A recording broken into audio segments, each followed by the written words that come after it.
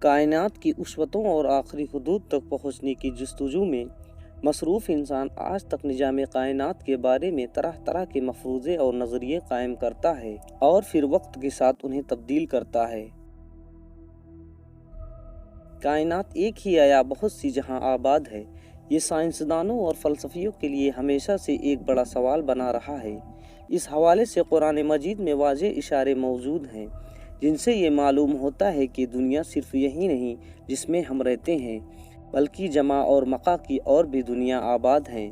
اس حوالے سے آج سائنسداں اس تھیوری کو سچ ثابت کرنے کی کوشش کر رہے ہیں کہ کیا ہماری دنیا کے سوا اور بھی دنیا آباد ہے اور کیا وہاں بھی ہمارے جیسے انسان موجود ہیں۔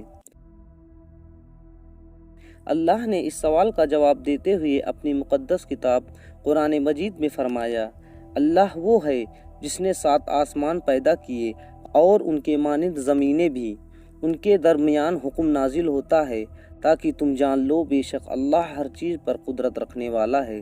صحیح بخاری اور دیگر کتب احادیث میں اس آیت کے ضمن میں ایک روایت موجود ہے کہ مفسر قرآن حضرت ابن عباس کے پاس ایک شخص آیا اور اس نے سورہ طلاق کی اس آیت کی تفسیر پوچھی۔ حضرت ابن عباس خاموش رہے۔ اس شخص نے دوبارہ اصرار کیا اور پوچھا کہ آپ اس کی وضاحت کرنے سے گریز کیوں کر رہے ہیں؟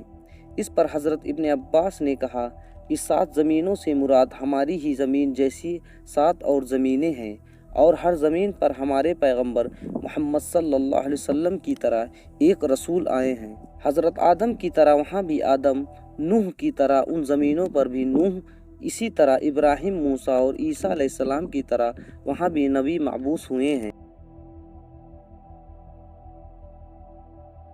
یہ وہ سوال تھا جو آج سے 1400 سال پہلے حضرت ابن عباس نے قرآن کی اس آیت کی تفسیر کے بارے میں پوچھا گیا تھا۔ آج سائنسداں اس سوال کا جواب سائنسی طریقے سے دریافت کرنے کے لیے سر جوڑ کر بیٹھے ہیں۔ ڈاکٹر مورج بھوکائی کی کتاب اسلام، بائبل اور سائنس میں انہوں نے لکھا ہے کہ ان کی تحقیق کے مطابق قرآن مجید میں 7 کا عدد کثرت سے استعمال کیا گیا ہے، جیسا کہ یونانی اور رومی بھی 7 کی عدد کو اپنی روحانی اور مذہبی علوم میں کثرت سے ذکر کیا کرتے تھے۔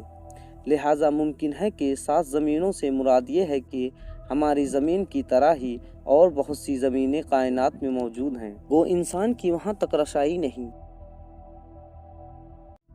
آج سائنس کے مطابق بے شمار دوسرے سیارے اور سورج کی طرح بے شمار ستارے اس کائنات میں بکھرے ہوئے ہیں، اور ہمارا نظام شمسی اس کو کائنات کا ایک چھوٹا سا ٹکڑا بھی نہیں ہے۔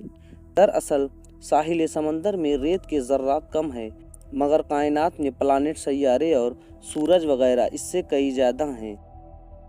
لیکن قرآن مجید کی اس آیت کی بات کریں تو علماء کے درمیان مختلف نظریات اور آراء پائی جاتی ہے۔ کچھ علماء کا خیال ہے کہ اس سے مراد 7 مختلف زمینیں اور آسمان ہیں، اور کچھ کی رائے یہ ہے کہ 7 کائنات ایک دوسرے کی ہم شکل ہیں، یعنی اگر زید نامی ایک آدمی زمین پر موجود ہے تو وہ مزید 6 زمینوں پر بھی موجود ہوگا۔ صوفیہ کرام کے یہاں بھی 7 زمینوں اور آسمانوں، 7 آدم و حوا کا تصور ملتا ہے۔ لہٰذا مشہور صوفی بزرگ شیخ ابن عربی کے مطابق ایک مشہور واقعہ نقل ہوا ہے۔ شیخ ابن عربی فرماتے ہیں، میں نے ایک مرتبہ ایسی قوم کے ساتھ بیت اللہ کا طواف کیا کہ جن کو میں نہیں جانتا تھا۔ ان میں سے ایک نے مجھ سے کہا کہ کیا تم مجھ کو جانتے ہو؟ میں نے کہا کہ نہیں۔ اس نے کہا کہ میں تمہارے سب سے اولین آبا و اجداد میں سے ہوں۔ میں نے پوچھا تمہیں مرے ہوئے کتنا عرصہ گزر چکا ہے؟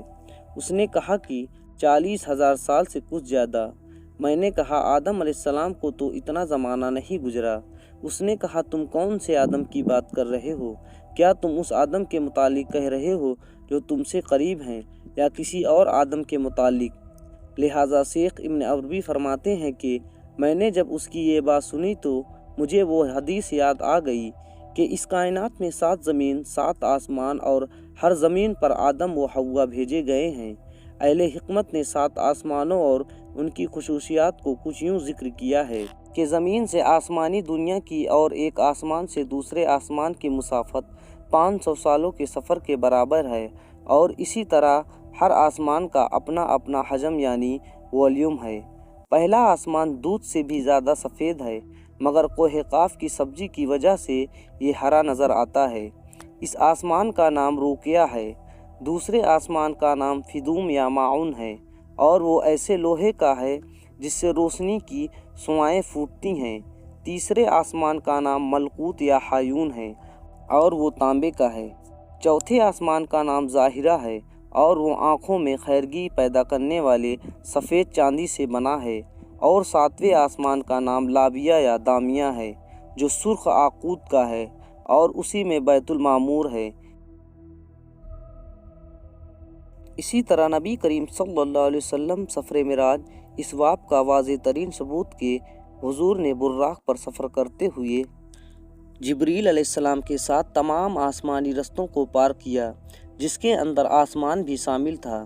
حضور نے تمام آسمانوں میں پیغمبروں اور رسولوں سے ملاقات کی، جبکہ سات زمینوں اور آسمانوں کے ایک تعبیر جدید نظریہ ملٹی ورس کی شکل میں دی جا سکتی ہے۔ دراصل ہماری اس زمین میں جاندار ایسے ہیں جنہیں ہم اپنی آنکھوں سے دیکھ سکتے ہیں، مثلاً چوپائے جانور، رینگنے والے مخلوق اور چرند پرند جو ہمارے ساتھ اس زمین پر زندگی گزارتے ہیں، جبکہ کچھ جاندار ایسے ہیں جو ہمارے سے بھی اوجھل ہیں، مثلاً خردبین مخلوق، وائرس اور بیکٹیریا وغیرہ جنہیں ہم اپنی آنکھوں سے نہیں دیکھ سکتے۔